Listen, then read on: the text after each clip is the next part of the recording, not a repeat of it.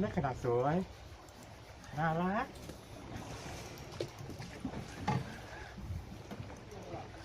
แม่ใช้ทอลิงไม่ย่อมหยอก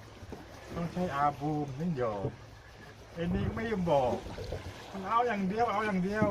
กูจะหลับอย่างเดียวแล้วอาบูใช้ทำไงอาบูนี่มาหยอกเฉพาะเลย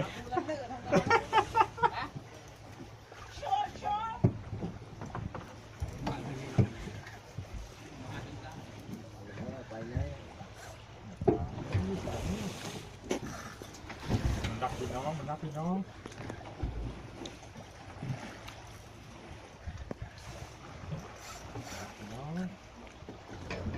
รักพี่น้องไม่ไปหน้าลงไม่ไป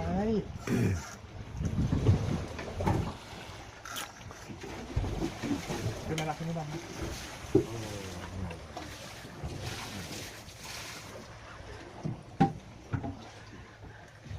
ก็มาดูคนมาดูมันขึ้นมา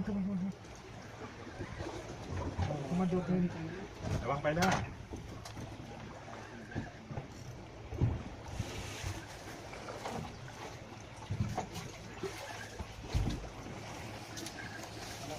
ระวังมือไม่หยุดแน่ต้องให้ตึงหย่อนไม่ได้โอ้ยฮะ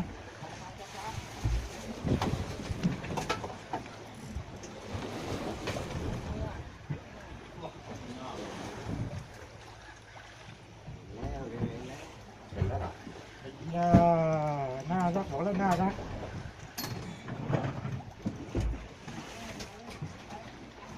ฮะตัวน่ารักนี่บอกแล้วเนาะตอนแรกมันนั่งเชียนเลยรอกี่หกเลย